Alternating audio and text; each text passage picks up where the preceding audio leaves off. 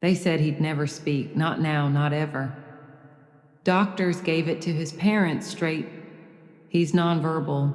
You should prepare for silence. And for a while, it seemed they were right. He didn't babble, didn't say his name. While other kids played tag and told stories, he sat quietly, flapping his hands, lost in a world no one could enter. Specialists said the window had closed. Teachers said he'd never catch up. And well-meaning strangers said things like, maybe it's better not to expect too much. But today, that same boy, he doesn't just speak. He speaks to thousands. He's written books. He's launched a movement.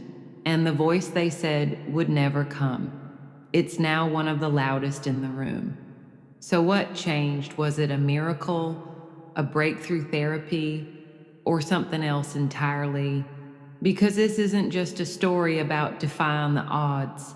It's about redefining them. You're about to witness a transformation, not just of speech, but of identity. A child once seen as silent, who found a way to speak not just for himself, but for every person who's ever felt unheard. And the moment that changed everything, it starts not with words, but with something far more powerful. Stay with us. Mateo Cruz was born just after sunrise in a sleepy desert town where the winds whistled through mesquite trees and the mountains stood still. His parents, Elena and Carlos, had waited 6 years for a child. He arrived quietly, wide-eyed, calm, a soft baby with a peaceful stare that made the nurses smile. But even in those early days, something felt different. What no one realized then was that Mateo's silence wasn't emptiness, it was a prelude. And what he was building inside, that part will surprise you. He hardly cried. He didn't reach for faces or follow sounds. When his mother sang lullabies, he'd look up, but never coo in return. At first, they thought it was just his temperament. Every baby grows on their own timeline, the pediatrician said. But as the months rolled on, the milestones didn't. No pointing, no waving, no dada, no mama. By his second birthday, Mateo still hadn't said a word. But it wasn't just the silence that worried his parents. It was how distant he seemed. He'd sit for hours spinning the wheels of a toy truck, or watch the sunlight flicker across the kitchen floor as if it were a movie only he could see. He didn't respond to his name. He didn't cry when he scraped his knee. And when he became overwhelmed by sound, by touch, by unpredictability, he would curl up on the floor and rock back and forth until it passed. Friends suggested hearing tests. Relatives offered unsolicited advice.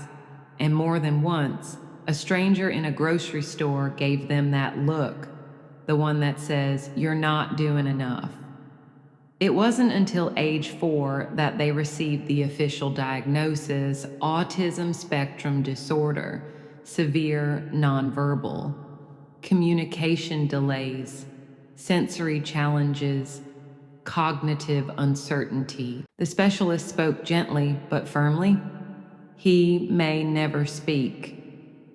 You should begin preparing for that reality. Carlos went silent for days.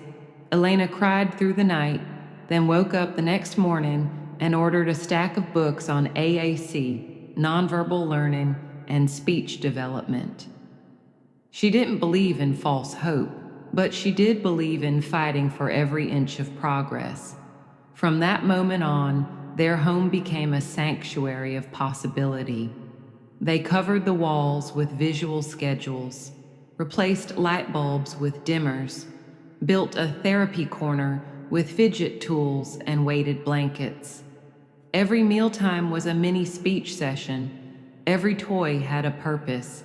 Every noise, movement, meltdown, they learned to translate them into clues. And hidden in those clues was something quietly taking shape, something that wouldn't reveal itself until one unexpected moment flipped everything they thought they knew. And through it all, they watched for the tiniest signs that Mateo was still in there, still learning, still listening. He didn't speak, but he sang without melody. He danced without music. He connected through quiet glances and moments of stillness that only his parents learned to recognize. He was absorbing, processing, waiting, and when he was ready, he would begin. But no one, not even his parents, were prepared for how that beginning would come, or how far it would take him. Progress didn't come overnight. It never does in stories like this. Mateo's days were structured down to the minute. Morning routines, visual cues, sensory breaks. Some days he made small gains. Other days, everything unraveled with a single sound or touch. But Elena and Carlos didn't measure his growth by words. They watched for patterns, the way he lingered by the piano, the way his eyes lit up when he saw water, the way his foot tapped rhythmically when no one else could hear a beat. Then came the breakthrough. It was a Wednesday afternoon. The heat outside simmered on the windows. Inside a speech therapy room, Mateo sat cross-legged on a mat. The therapist, Ms. Dana, had been working with him for 4 months. She was patient, quiet, gentle in the way people are when they've stopped expecting magic, but haven't stopped hoping for it. That day, she introduced a basic speech-generating app. A simple interface, pictures of food, toys, feelings. Tap an icon, and the app says the word aloud. Most sessions, Mateo would glance and turn away, but this time something shifted. He stared at the tablet, tapped the picture of a juice box. The synthetic voice said, "Juice." Everyone in the room froze. Mateo looked up, then looked at his mother, then tapped it again. "Juice." Elena held out a small cup. He took it, calmly, deliberately, and drank. Then, something even more incredible happened. He tapped another icon. Happy. He didn't smile, but his eyes shimmered in a way that said everything. That was the moment the silence cracked. Not shattered, not exploded, just cracked. Like the first ray of light through the blinds after a long night. From that day forward, they worked with purpose. Each session, Mateo grew more curious. But this wasn't just curiosity, it was something else, a pattern, a spark. And soon that spark would catch fire in a way no one could have imagined. He began exploring new categories. Outside, swing, blue car, mom hug. And then came the phrase that changed Elena. He tapped, "Thank you." It was clunky, mechanical, but unmistakable. It wasn't a command. It wasn't a need. It was a gift. But this wasn't the last phrase that would shake her world. The next one would echo far beyond their home. Gratitude spoken at last from the boy who once lived in silence. And yet the biggest surprise was still to come. At age 9, Mateo's teacher enrolled him in a creative writing activity, just 10 minutes a week, using his speech tablet. At first it was just nouns and colors, but slowly a rhythm emerged, ideas, feelings, stories, until one day he typed out a full poem. When he pressed the button and the voice read it aloud, no one in the room said a word. "I am not broken. I am bending toward the sun. I am not quiet. I am learning how to roar." It was the first time his thoughts, his inner world, had ever been shared out loud. That poem didn't just impress his class. It sparked a journey that would eventually reach millions. And while it started with one poem, what came next would carry his voice into places his family had once never dared to dream. But back then, it was still just Mateo, a quiet boy with a secondhand tablet and a voice that was finally beginning to rise. The poem changed everything, not because it went viral, it didn't, not yet, but because of what it awakened. But words wouldn't be the end of it. They'd become the beginning of something bigger, something that would touch lives far beyond his screen. Mateo had spent his life absorbing the world in silence. Now, he was finally beginning to shape it, one word at a time. He started writing more. Every morning before school, Elena would find him hunched over the tablet, tapping in verses about the sky, about colors, about feeling invisible but huge. His words were careful, raw, honest, not polished, but real. And then one afternoon, his teacher sent one of those poems to a national essay contest for neurodivergent youth. They didn't tell Mateo. Didn't want to get his hopes up. 3 weeks later, the school got a call. Mateo's poem had won, not just the contest, but a feature in a national youth magazine. And for the first time, the world outside his classroom heard him. Emails poured in from teachers, parents, and even speech therapists. Who is this boy? How can I read more? My child is just like him. Thank you. Mateo's parents helped him set up a simple blog. He named it Echoes from the Quiet Room, and every week he posted something new, a poem, a reflection, sometimes just a sentence that made people stop scrolling and start feeling. His words weren't long, but they always landed. I don't speak like you, but I see everything you miss. Being nonverbal doesn't mean I'm not screaming inside. Let me show you the world the way I hear it. Soon, schools invited him to speak. At first, it was over Zoom, his words delivered through a computer voice. But then, with the help of a mentor in digital storytelling, Mateo began recording his own voice. He used audio synthesis tools to shape a voice that felt like him. Not robotic, not perfect, just real.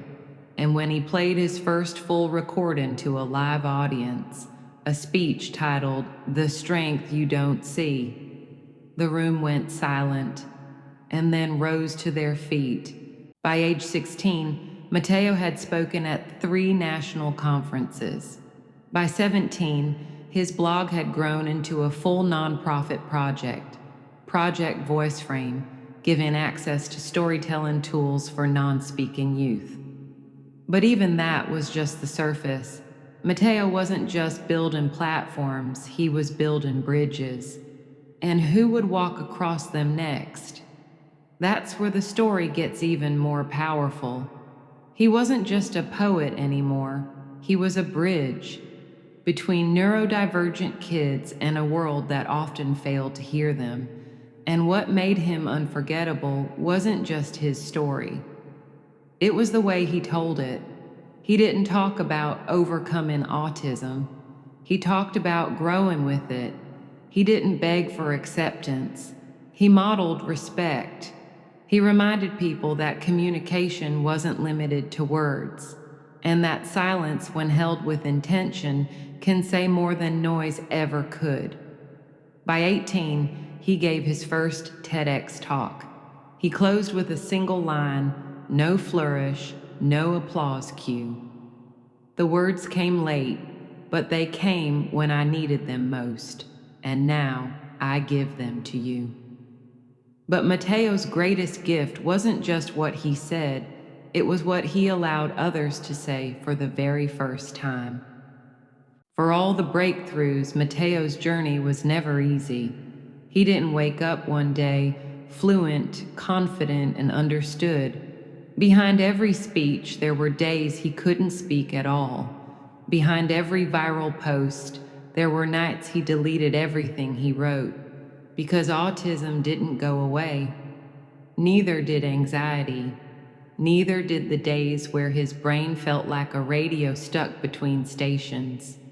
Some mornings he'd wake up overstimulated before even opening his eyes. The sound of a door creaking could feel like an explosion. Bright lights at airports made him freeze mid-step.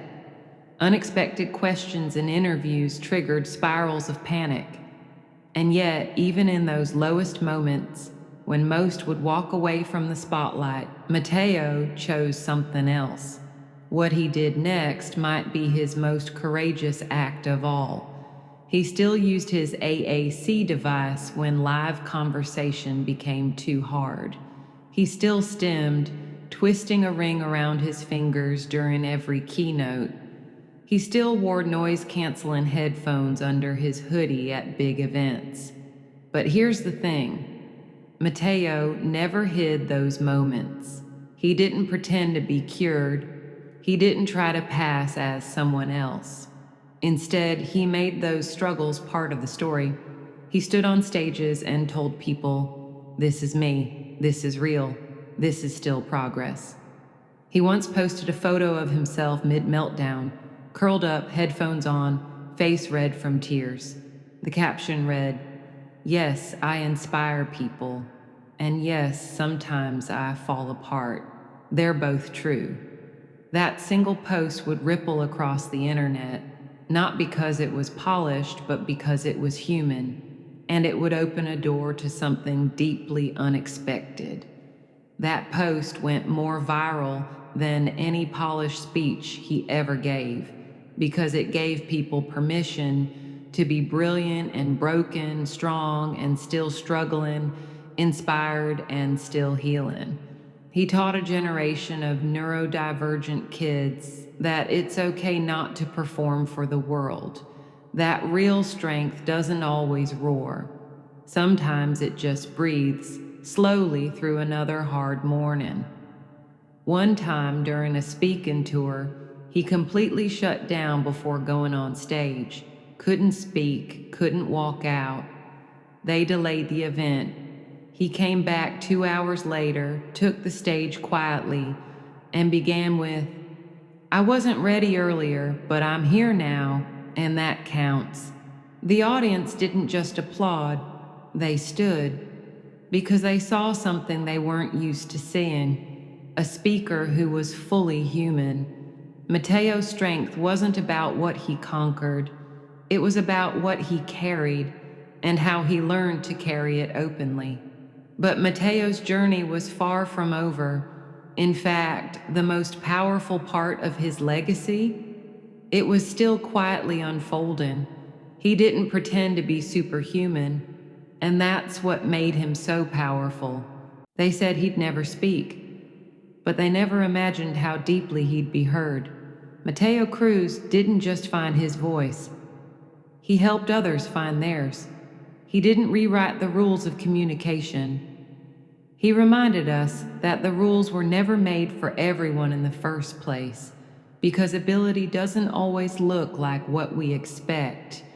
Sometimes it looks like a boy quietly tapping on a tablet, or a teenager recording his voice late at night, phrase by phrase, or a young man standing in front of thousands, shaking, stimming, smiling, and speaking anyway. His voice didn't come early, it didn't come easy, but when it came, it changed everything. And in that voice, you can hear so many others. The kids still waiting to be understood, the teens who've been silenced by systems that weren't built for them, the parents wondering if their child will ever say, "I love you." And as you're about to see, that hope didn't just change his life, it began to change others too, in ways no one could have predicted. Mateo never promised miracles, but he proved something even more powerful, that hope grows in persistence, that progress is not linear, that breakthroughs come in whispers, not shouts, and maybe most importantly, that every person, regardless of diagnosis or difference, deserves to be seen as whole. Today, Mateo's voice echoes far beyond the stages. It echoes in classrooms where non-speaking kids are given keyboards. It echoes in homes where silence is no longer seen as emptiness. It echoes in policy changes, in awareness campaigns, in communities learning to listen better. And what happened in those communities, especially one in particular, proved that Mateo's story wasn't a one-time miracle. It was a movement, and yet he remains grounded. He still writes poems alone in his room, still takes breaks when the world gets too loud, still carries his noise-canceling headphones. Like a quiet reminder, I'm still me, always have been, because for Mateo, the goal was never perfection. It was always connection. And he's shown us connection doesn't require flawless speech. It requires presence, compassion, and the courage to show up, imperfect and whole. His story reminds us that the smallest voice, once believed too broken to matter, can become the very echo that heals the world. If Mateo's journey stirred something in you, if you saw even a glimpse of yourself, your child, your student, your sibling, you are not alone. And if you're still waiting to find your moment, your voice, your path, stick with us, because the next story we tell might just be yours. There are thousands of Mateos out there, still waiting for their voice to be discovered, still waiting for someone to believe in them. And maybe you're one of them. Maybe you've been told what you can't do, what's unlikely, what's impossible. But Mateo's story isn't just about autism. It's about not giving up on your voice, even if it doesn't sound like everyone else's, even if it's still forming, even if the world hasn't heard it yet. At Able in Every Way, we tell stories like this, not to inspire pity, but to awaken possibility, because we believe every person deserves to be seen, and every voice deserves a chance to rise. So don't let this story stop here. Subscribe to join us on this journey.